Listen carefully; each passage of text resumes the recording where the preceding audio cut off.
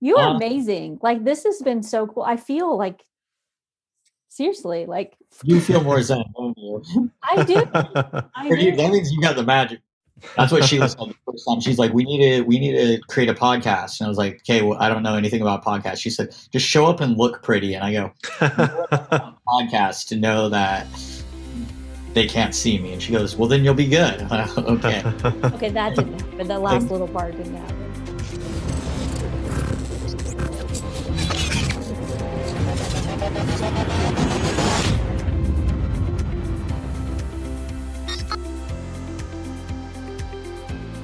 This is the Messy Backend, where experts share customized business advice and tips about all the messy stuff that goes on behind the beautifully branded front end of entrepreneurship. This is where most businesses fail, so we're here to help you save time, make money, and succeed. Welcome. Thank you. Thank you all so much. We have a wonderful show for you today. Many of us spend so much time trying to build a business and build a family, relationships, that we forget about ourselves. We all want to become the best version of ourselves, but maybe that seems like an elusive dream. Most people find that they are searching for their identity, their confidence, and their purpose. And they even find that although they are successful in many areas, they do not have a fully enriched life. Our guest today, Purdeep Sangha, says, there is nothing on this earth that can stop a man who has mastered himself and unlocked his inner force. This is how men experience complete victory. And women too. On our expert segment today, we're going to be speaking with Purdeep Sangha. Purdeep is widely known as the strategist for businessmen and teaches men how to become the complete man. His personal mission is to help men grow their business massively, increase their personal fulfillment in life, and improve their relationships with their wife and kids. He is the founder behind the movement of men becoming mindful alpha males, men who experience complete victory and have it all. And let me tell you, girls, this is for you too. And you'll hear real questions and stories from real entrepreneurs with real messy backends. As an added bonus for the Messy Backend Exposed, our expert, Purdeep, will not only share his experience, expertise, and the tools he suggests to get your backend cleaned up, but he will also expose how to use curiosity to create fulfillment in your life. If you're an entrepreneur with a messy backend and you would like to submit your story or question, please give us a call at 801-810-6726 or visit us at themessybackend.com. Thank you so much for joining us on today's episode of The Messy Backend, brought to you by our digital marketing agency, Lock and Load Marketing, where if it tires you out, you can hire it out. We wanted to take a minute and stop and thank you for being such great listeners. Seriously, we can't do this without you. Thank you so much for listening and supporting us these last 2 years. We've loved sharing our expert guests, our stories, our experiences, our embarrassing, messy backend bloopers with you. We've just loved everything about this podcast. And if you love the show as much as we do, we want to hear from you. Leave a review on your favorite podcast platform or email us at hello@themessybackend.com. Who knows? Soon we may just have cool branded swag to give out to our top fans. That's going to be super cool. And don't forget to subscribe to your favorite podcast platform. You can find all of those links at themessybackend.com/subscribe. So never miss an episode because they're pretty fun. Then check us out on Facebook and YouTube for video episodes. Now on to our expert, Purdeep Sangha, for his expert advice. Don't mess your seat, folks. Here we go. So today we have a messy backend question submitted by one of our listeners. She says, I woke up one day and realized that even though I have built a successful business and I have a wonderful life, I'm not exactly the best version of myself. Personally, I feel like I've dropped the ball in becoming my true self. How can I find myself and be the best I can be? Purdeep. Well, yeah, thanks for having me, first of all, Sheila and Nate. I think this is a really interesting question because I think this plagues a lot of us, because a lot of us, especially in the business world, we bounce in between two things, which is performance and achievement. And we forget about the last element, which is fulfillment. Those are the three things that I think is super important when it comes to being an entrepreneur. Those are the pillars that we work off of, because life is really about enjoyment. It's about living it to the fullest. And what ends up happening, so in this particular situation, from my understanding, what ends up happening is we end up tending to the needs of others, to the realities of others, the expectations of other people in our life. So if you're married, it'll be a spouse. If you have kids, it'll be your kids, it'll be your parents, everybody else around you. And then one day you realize, like this person is saying, you know what, who am I? And what really makes me happy? One of the exercises that I use with the people that I work with is I tell them to take some time out. So some people even go away for the weekend and just put aside all of the external, you can say, influences and expectations. So don't think about what your husband or wife wants you to do. Don't think about what your kids want you to do. Don't think about what your parents want you to do. What do you really want to do? And a lot of times we have to rediscover the things that we enjoyed up until that point. So maybe as a child, you enjoyed certain things. Maybe you had certain interests that you didn't follow up with. All those kinds of things come back into your mind. It's amazing what we block out as we get older as adults. And then when we start to rediscover, I think this is one of the most important elements, and this comes from the Buddhist philosophy, for example, is curiosity. Mm-hmm. And constantly having curiosity and being almost like a child and rediscovering things. That's the beauty of the world.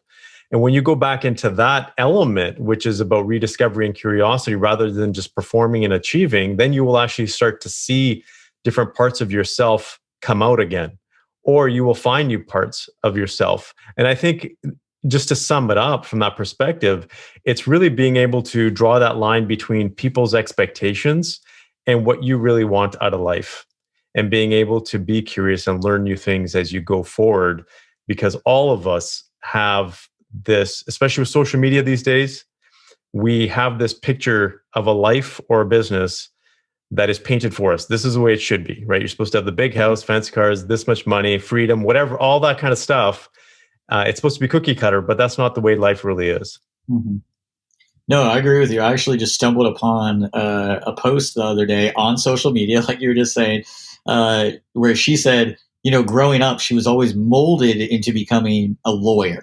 And she went to school and did all this and got a job at one of the biggest law firms in the type of field of law that she enjoyed in school and everything. And she's 6 years into it and realizing this isn't what I want to do in life.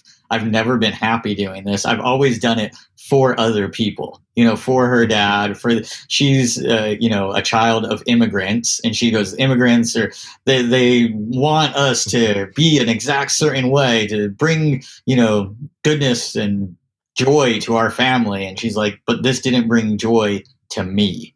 And it was a great post, but you're absolutely right. I feel like so many times we just try to fit in this mold of what our parents wanted us to do, or what we think is, the right thing on social media. Like you said, the cars, the house, the 2.5 kids, all of that stuff. And it doesn't really bring us that joy and happiness. So you mentioned for a second, you said trying to find that creativity, or curiosity, of how can I grow? What do I have interest in?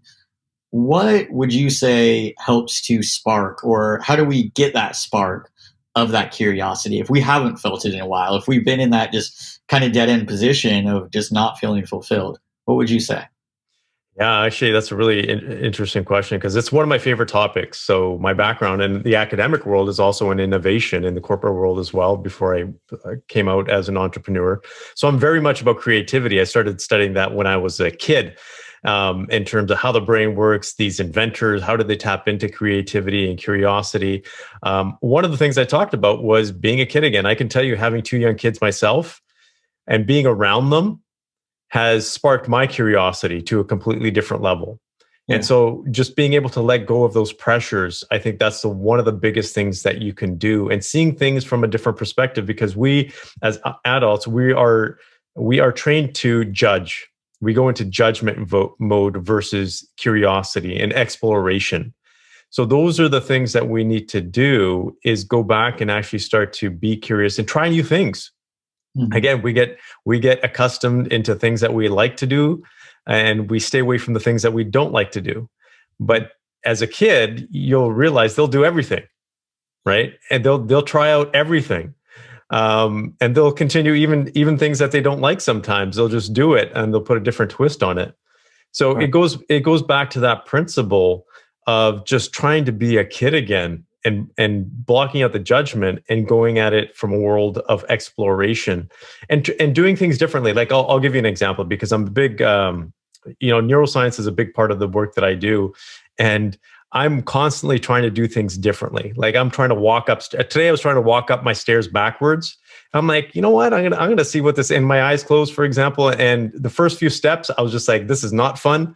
But I continued to do it, and then your brain just gets accustomed to it. When you have these cool little challenges, that's what makes your brain work differently. The other thing is breaking out of patterns, because what ends up happening is we end up basically working on autopilot, and it's what we call automaticity, and up to 50% of our day is based on just doing the same old routine thing. So breaking your routines is important. Yeah, it's great to have routines and systems and processes. I'm a business guy. I think it's important to have that. But there's times where you just have to say, I wonder if I do things differently, right? What if I just don't have a routine at all? And purposefully try to do things differently. If you brush your teeth with your right hand, do it with your left hand, right? So try all of these different kinds of things, because you'll see the world from a different perspective. Just another example, like when I'm playing with my kids, a lot of the times I'm on my back because we're wrestling, and I'll be looking at life differently because I'm so used to standing up and being the tall person. And then when I'm on the ground and looking up, it's like, it's a whole new world. So just by visually changing your posture and looking at things differently, you can change your approach, your perception, and just have a whole different level of curiosity. Yeah, I love that, what you just said about changing your perspective. So I'm a photographer, and I shoot portrait, lifestyle, headshots, that kind of thing. And one of my biggest things that I do, and if you've ever seen me shoot, which you probably haven't, unless you're stalking me, that would be a little but no, I do have a few Not yet. videos that I have and stuff, but I don't stay in the same spot.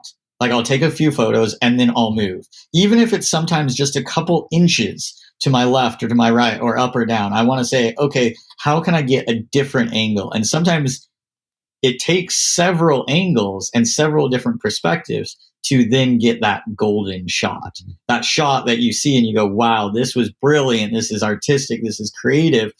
People go, well, how'd you get that? I go, well, I was willing to try different things. I was willing to get over here and get up in this tree, or, lay down over here. Like, you want those different angles. And so absolutely what you're saying is you got to just kind of look at life differently. You got to try new things. You got to try walking up the stairs backwards. It's uncomfortable at first, because whenever we're doing something that we're not used to, it is uncomfortable. Mm-hmm. And I feel like so many times society, especially like how comfortable we can be in society these days, and our culture and our livelihoods, we can press a button and stuff can be delivered to our door in a heartbeat. Things aren't as difficult now as they were 200 years ago. Things are easier now. And because of that, when things are hard or a challenge, we want to give up almost immediately. We just say, oh, that was hard. But you'll go back and looking at kids, especially toddlers. I have twin nephews that are 1.5 years old, and you see them trying to do things and they will try again and again and again. Like I was watching them last weekend trying to climb up one of those like little tyke slides. And one of the ones figured out you're supposed to use the ladder on the one side of the slide. And that's a lot easier to get down the slide. The other twin was trying to go up the slide from the slide. And he was getting frustrated, and like, especially because his brother kept coming down and kicking him in the face and that type of thing. But the best part is he didn't like realize, oh, I need to go do it the same way everyone else to make it easier. He figured out how to make it easy. He realized he needed his shoes and socks and pants off. Once he got those off, he had grip on the slide and he was able to crawl up. And I was like, good on you, kid. You figured it out. You went through the challenge. And it's not like he's going to be, some champion at life now because he conquered the slide. But if we learn and remember from that of like, oh, sometimes things are hard and we just have to try it a different way, we can still accomplish what we want to accomplish. So, no, I love that. Pretty fantastic. One of the questions I really like asking people is, what do you want to be when you grow up? And I think we forget that there's still this future ahead of us, that we can do different things. Right. And I love how you said to be curious about things. When people ask me, what do I do for fun? I literally have no answer for that. This is something I've spent this whole year. It's all the way into April. Spend this whole year trying to figure out, what do I like to do besides branding and websites and, graphics and digital marketing and speaking. What do I like to do outside of that? Because that's what I do for work. It is what I love doing at the same time. But what can I do separate from that? And maybe just brushing my teeth with my left hand may be enough to trigger my brain into thinking outside of that box that I've been in. I will not try walking up the stairs backwards because I have balance issues and I will break my neck. But doing little things like that different, like not getting out of your routine that keeps you, like I have a routine that keeps me out of depression. So I don't want to kick that routine, right? But changing things up and just doing them a little bit differently, pulling off my socks and shoes to climb up the slide may help me see things differently. Is that kind of what you're saying, is like it's the little things that you could kind of tweak and change to get a different perspective? Or what would you say to how people could actually figure out those things that they forgot that they love doing? Yeah, absolutely. That's what it is. It's doing things differently and learning. I think that's one of the most important things in life, is to continue to learn. Because that, pick up a different type of a book, pick up a different type of a hobby. When you continue to learn, not only are you keeping your brain healthy, but you'll find something of interest to you. Growing up, I wasn't a big fan of philosophy or history, for example. I was more of a science guy and a business guy. But later on in my life, I am just diving deep into philosophy. Like, it is just something I absolutely love. And I never thought I would have loved it had I not just, come across a couple of things. So I think we can easily surprise ourselves when we find that one thing. And I'll give another example. My wife, she's a nurse practitioner and she works with cancer patients. But she just recently fell into what they call functional medicine, which is more about, finding the root cause of the issues, your diet, all that kind of stuff. And she is just like, it's like a whole new fire has started for her, because she was about to fizzle out in the cancer world. She's like, I don't know how much more I could deal with this. And now it's a whole different aspect for her, where she's like, I can help cancer patients from a diet perspective to even prevent, them from advancing in their cancer, just based on what they're eating and their lifestyle and doing all this kind of stuff. So it's important to kind of turn over the rocks, because you will find something that you are passionate about, guaranteed.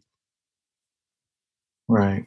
No, that's fantastic that she kind of realized that and just figured that out, because we need to do that. And I love what you said about just like trying out those new things, those things that you might have tried in the past, but you didn't like then. Like you said, when you were growing up, you didn't like history and philosophy.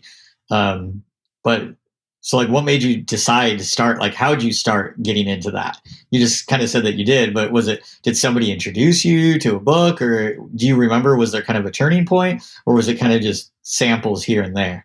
Well, if I look back in terms of my life, I was exposed to philosophy at a young age. My grandfather was a very spiritual person. My dad taught me a lot of principles from philosophy. So from a spiritual context, also a religious context as well. And there's a period of my life where I just totally, like when you're younger, when I was a kid, it really didn't hit me, right? When you're trying to teach a 12-year-old about philosophy and life and certain things, you're kind of like, okay, what's this about? But as you start to get through life and have life experiences, that's really what started to hit me. I started to recall all these things that my dad taught me and my grandfather taught me. And then I started to say, this is really interesting. Where is this coming from? And then I did a little bit more research, and it was just a whole different world. And so it was more around, and especially now with today's society, with the way we are and the division and the hatred that's happening, philosophy, it's just summed up, it's just a way of life. That's all it is. It's a way of life. And if you can find a way of life that works for you, that makes you more fulfilled, happier, healthier, and in the process, you can help someone else. That's kind of what I've kind of enlightened me, for example. That's really what drove me was, okay, how can I live a better life? And that's really what took me down this path. Yeah. Awesome. So I love what you said about the three things that you like, I don't remember exactly how you said it, but performance, achievement, and fulfillment. And I think what happens with entrepreneurs, especially, is we go into it with this goal of achievement, that there's something that we want to bring to the world, that we want to change our lives by doing, that we want to, change the world, that we're passionate about doing. And then we work on our performance in order to reach that achievement. And a lot of times it's that fulfillment piece that literally just gets dropped.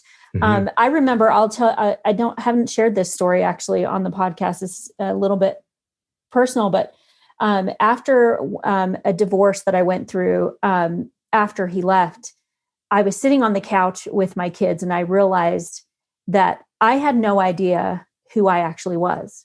When I looked at myself, I had become what I always thought he needed for me so that I could keep the marriage, so that we could be happy. I thought that's what a wife did. He says, he makes a comment. So I changed myself to be what he wanted supposedly me to be. But in doing that, and I think we do this as entrepreneurs, we will become what our clients want us to be, what other people tell us we should be. You should do this because you'd make more money or whatever it is. And we just slowly chip away at who we are. And we wake up one day, like our listeners' question, realizing that we're just an empty bucket that if kicked could just blow in the wind. We just don't know who we are. And in the process of going through that, I actually almost accidentally took my own life during that time by taking some pills to sleep. I got to the point where I just didn't want to think anymore. I wanted to sleep and I wanted the pain, the physical pain from the depression to go away. And when I woke up from that, realizing what could have happened by taking that medication, it's what triggered me to say, you need to make some changes and you need to figure this out. And I think it's best if we don't get to the point where we are so devastated in our life or something horrible and tragic happens to us, to get to the point where we need to make this change. It needs to be something that if our listener right now is going, I just have a happy life, everything is great and wonderful, that's awesome. But are you going down the road of ending up somewhere where you're not happy? Is your business exactly what you wanted it to be? Are you living your life like you wanted it to be? Have you forgotten about your family? Look at the overall picture and make that actually part of your performance to reach your achievement, is to make sure that you are being fulfilled. Yeah, absolutely. I think the big lesson for me was it was decades of work and experience that has led me to where I am, where I talk about fulfillment very passionately because I truly believe in it. My dad was a person that was a big figure in our family. He was he was a great dad, but he also had his challenges. He was a business owner. He suffered from alcoholism, but he was always there for us. Like we could always count on him when dad was, sober and he was there. It's like our family was super safe. But there was something inside of him where he wasn't fulfilled. Like you could just tell that something was just not right in his life. And he went to alcohol and that was his outlet. Unfortunately, he drank for 50 years of his life, pretty much almost 50 years. And as a result, his diabetes got worse and worse. And one day he just had a sudden heart attack and passed away. And it was a big hit to our family because his goal was to hit 65. That was his milestone. He came to Canada with $11 in his pocket, built a successful business, raised a successful family, didn't have any challenges with money eventually. And we were going to travel as a family. My parents, my brother and his family, me and my family, we were all going to go away when my dad hit 65 and do that as an annual thing, because that was his milestone. But he died at 64 and a half. And unfortunately, this is how we see a lot of people living their lives these days, is going through and performing and achieving, performing and achieving. And this is one of the things that plagues us as entrepreneurs. We will reward ourselves or celebrate when we feel like we've earned it.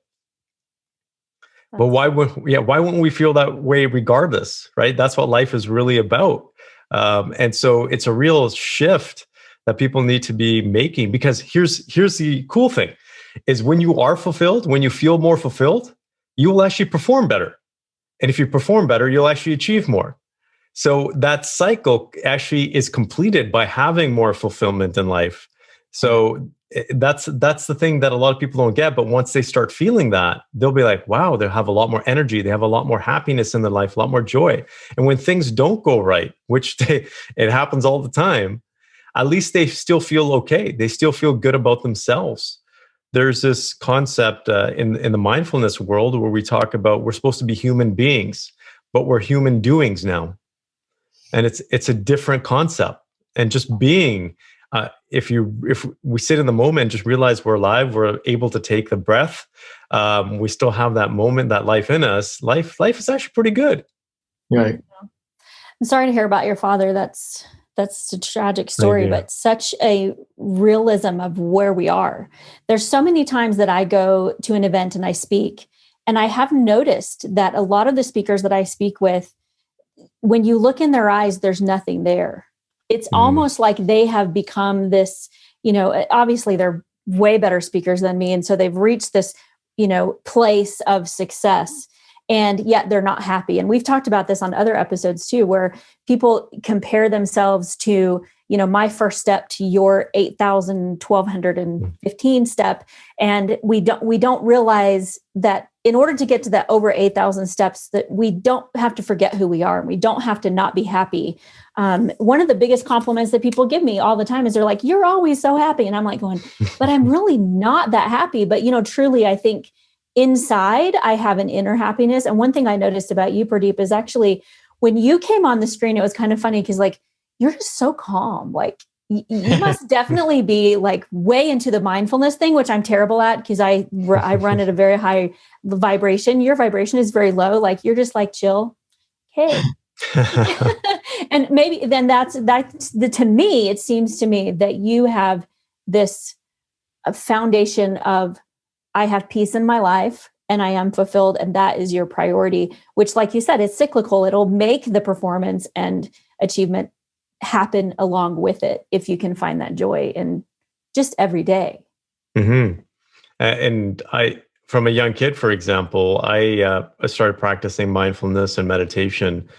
But it wasn't life wasn't perfect, because when my dad was drinking too much, that was a huge stress in our life, because he was a big guy and he was loud. And sometimes if he woke up in the middle of the night after drinking and he would have night terrors, it was like a bomb went off. So I was you could say, I was the kid that was kind of stressed out. I would always wonder, how's everybody doing? And so that anxiety as a kid and learning to deal with that at a young age is what has led me to where I am today, where my wife's like, why don't you get stressed out? I'm like, there's no point. It's not going to change anything, right? Worrying is not going to change anything. Being stressed out is not going to change anything. I tell people, trade your worry time for preparation time. If you're going to be worried about something that's going to happen, well, you're better off actually being prepared for it. So prep yourself. And you're going to learn a few things, and you'll probably realize that what you're worrying about isn't actually going to happen when the time comes. So it's just a different approach in life. Yeah. My husband's that way. He doesn't worry about anything. If he has a feeling he doesn't like, he just decides not to have it. I don't like that feeling. I'm not going to have it. And we have such different lives. So I just got married last October. And, congrats. Thank you. And it's been really interesting because we are very different personality wise. I'm very high strung and he's very low key. I came from a very difficult past and he came from this fairy tale life.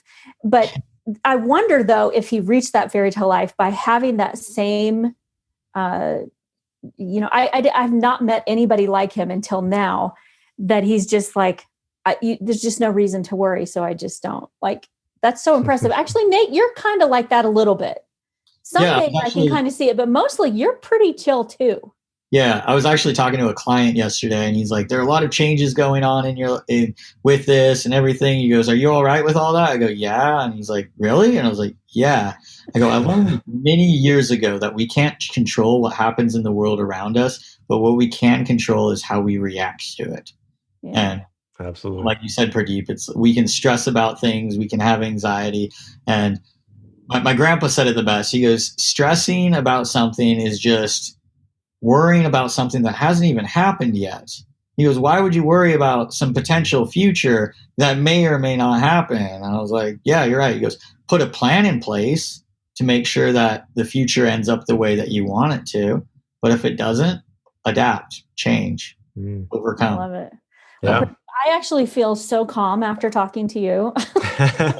Thank you so much for blessing us with your presence and especially your knowledge.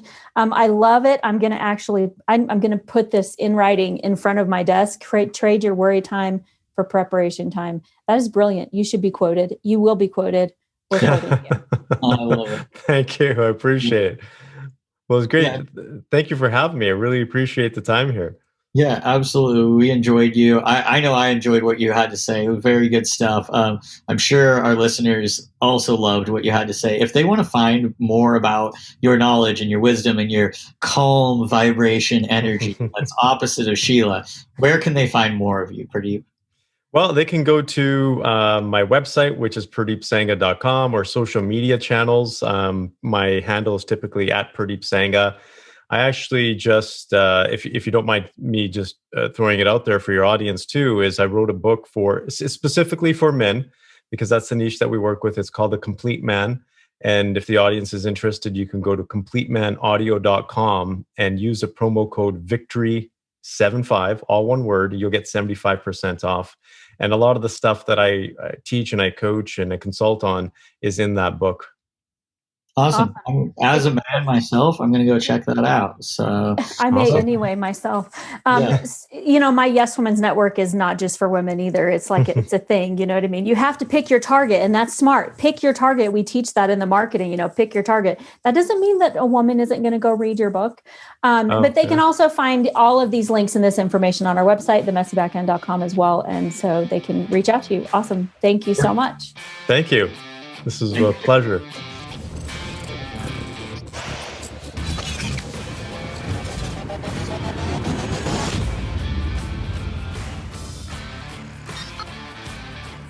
To today's episode of The Messy Backend. We know you can't get enough of us. So have us on your podcast or have us speak at your next event. Visit themessybackend.com/speaking and send us your event details. It's true. We love speaking. And we also want to thank our sponsor, Yes Women's Network, where you will find the connections you need to achieve your dreams. Find out more at yeswomensnetwork.com. Also, our advertiser, PodServe FM. We couldn't do it without them. They get your podcast hosted and published quickly and easily. Visit them at podserve.fm/messy to find out more. And a thank you to our advertiser, ThriveCart. They are the #1 shopping cart software that grows your income from existing traffic with high converting checkout pages, upsells, and affiliate campaigns. Watch the video for how simple this cart solution is at themessybackend.com/cart. Once again, don't miss an episode. Head on over to your favorite podcast platform and subscribe today.